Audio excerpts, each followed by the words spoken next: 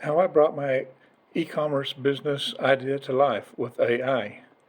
And if you stick around for a minute, I have a special treat for you at Rosecrans Fortress. The other day I was down in Murfreesboro and I ran across this park, a recreation center, and I found Rosecrans Fortress. To my surprise, it wasn't really a fort. But anyways, we'll talk about that in a moment. So when I started out this venture with e-commerce, I was really interested in learning AI. I immersed myself in the AI education process and found out that really it's nothing more than using software, and without a purpose for software, you really don't have a purpose for the AI.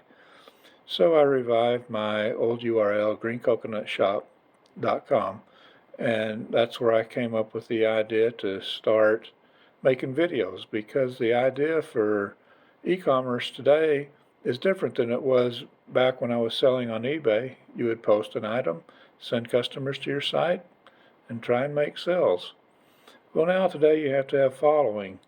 So I went down this path of trying to create followers, and I tried to create my own videos, which they're listed here in the video section. It's how to build an e-commerce site. But, I really didn't get a lot of traction on it, but I was told never delete a video, so I left them up there, and I soon realized that they will serve a purpose. So anyways, the whole idea of building videos to attract a following, the number one way for people to get a following audience to view their content and then eventually solve a problem that they may have in the marketplace or in their life. So this is why I am where I am, and trying to explain a dual concept of how I built my business, plus adding the Civil War content as a path to gaining what my business needed to succeed. So let's jump into the Rosecrans Fortress.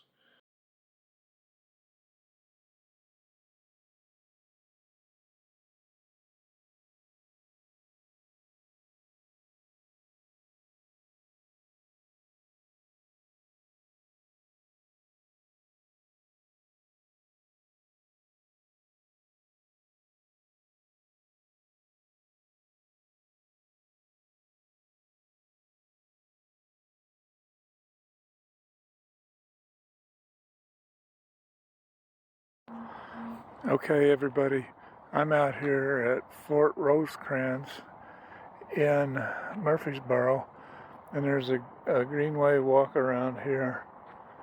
And what we're approaching here is the mounds that were built. This is really not a fort, but it's more of it's the opposite of a dugout. It was built high, elevated, so that the Unions could see the Confederates coming off from this direction here to, I guess that would be the north, because the sun's to my left right now, which would make that the west. So this is really interesting.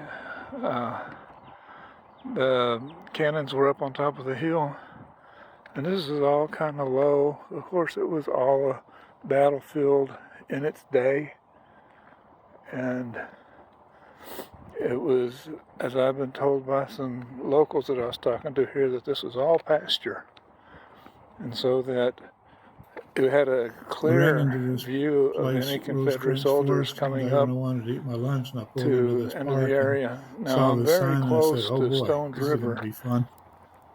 Now, I took a picture at this sign. So guys, if you can see behind me, there's trying to do a dual purpose or or explaining what I've done. I don't know how you want to describe where it, I'm but it's going, mounds of and dirt of course the shadowing on this picture was a mistake. So elevated on. let's all be So it's not conscious very of high, that when we're maybe 10 taking or 15 photos feet for high. ideas.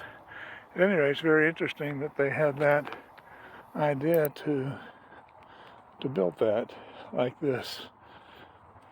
And You can see there's plenty of trails. I should really come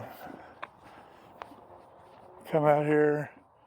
I'm in my sandals today because it's 70 degrees here. This is beautiful. This last week it was 10 degrees. So this is a really good day to come out. So here you can see, maybe those mounds are like 20 feet high, but maybe I was a little off on the 10 to 15. But at any rate, this is where the cannon's set up. I'm really interested in this. This is a very exciting place to just think about what transpired here years ago and the hustle and bustle of soldiers.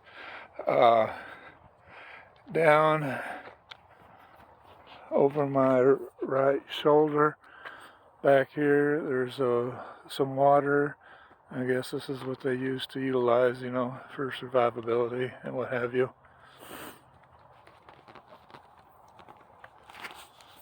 So this is really enjoyable.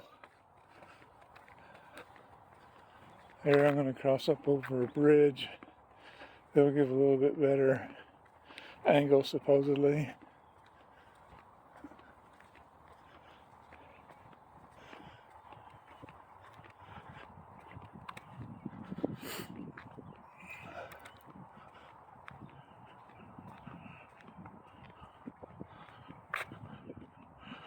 This is, bridge made by the park area. Nothing antique or memorable about this, except it's just to make it easier to get up to the height. You can see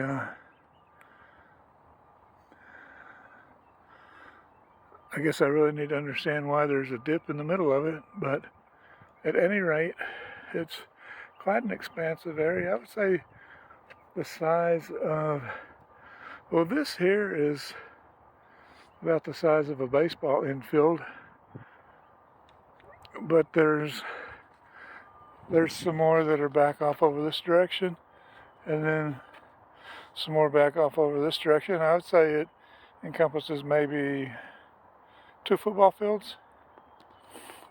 So I'm going to conclude this part of the filming right now and walk back, see if I can get a different angle. Thanks for joining, guys.